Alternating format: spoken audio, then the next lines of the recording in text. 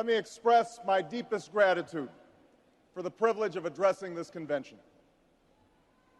Tonight is a particular honor for me because, let's face it, my presence on this stage is pretty unlikely.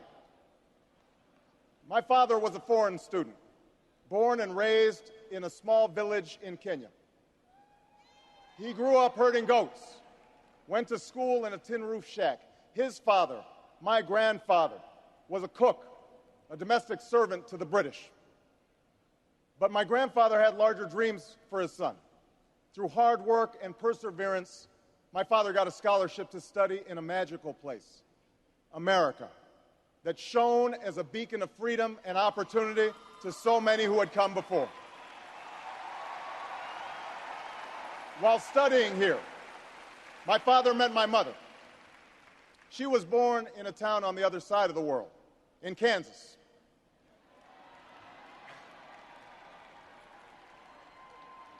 Her father worked on oil rigs and farms through most of the Depression. The day after Pearl Harbor, my grandfather signed up for duty, joined Patton's army, marched across Europe. Back home, my grandmother raised a baby and went to work on a bomber assembly line. After the war, they studied on the GI Bill, bought a house through FHA, and later moved west, all the way to Hawaii in search of opportunity. And they, too, had big dreams for their daughter. A common dream born of two continents. My parents shared not only an improbable love, they shared an abiding faith in the possibilities of this nation. They would give me an African name, Barak, or Blessed, believing that in a tolerant America, your name is no barrier to success. They imagined me going to the best schools in the land, even though they weren't rich, because in a generous America, you don't have to be rich to achieve your potential. They're both passed away now. And yet I know that on this night, they look down on me with great pride. They stand here, and I stand here today, grateful for the diversity of my heritage, aware that my parents' dreams live on in my two precious daughters. I stand here knowing that my story is part of the larger American story, that I owe a debt to all of those who came before me, and that in no other country on earth is my story even possible.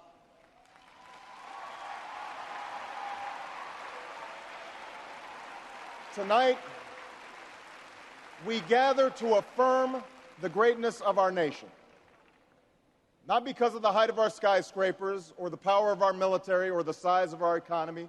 Our pride is based on a very simple premise, summed up in a declaration made over 200 years ago. We hold these truths to be self-evident, that all men are created equal, that they are endowed by their Creator with certain inalienable rights, that among these are life, liberty, and the pursuit of happiness. That is the true genius of America. A faith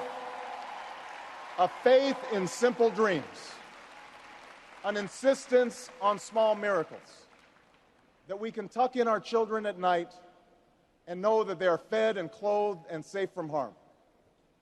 That we can say what we think, write what we think without hearing a sudden knock on the door. That we can have an idea and start our own business without paying a bribe. That we can participate in the political process without fear of retribution, and that our votes will be counted, at least most of the time.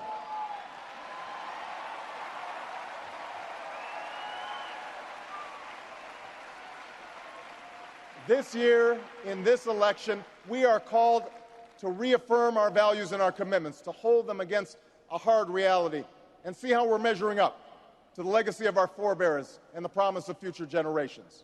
And fellow Americans, Democrats, Republicans, Independents, I say to you tonight, we have more work to do. More work to do for the workers I met in Galesburg, Illinois, who are losing their union jobs at the Maytag plant that's moving to Mexico, and now are having to compete with their own children for jobs that pay $7 an hour.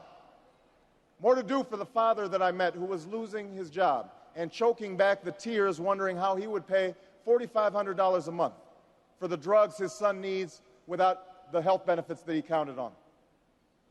More to do for the young woman in East St. Louis, and thousands more like her, who has the grades, has the drive, has the will, but doesn't have the money to go to college. Now, don't get me wrong. The people I meet in small towns and big cities, in diners and office parks, they don't expect government to solve all their problems. They know they have to work hard to get ahead, and they want to. Go into the collar counties around Chicago, and people will tell you they don't want their tax money wasted by a welfare agency or by the Pentagon. Go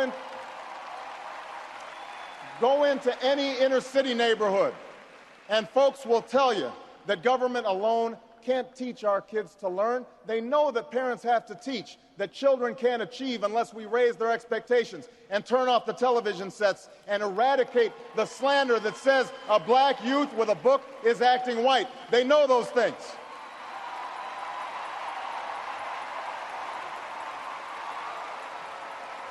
People don't expect government to solve all their problems. But they sense deep in their bones that with just a slight change in priorities, we can make sure that every child in America has a decent shot at life, and that the doors of opportunity remain open to all. They know we can do better, and they want that choice. In this election, we offer that choice. Our party has chosen a man to lead us who embodies the best this country has to offer, and that man is John Kerry.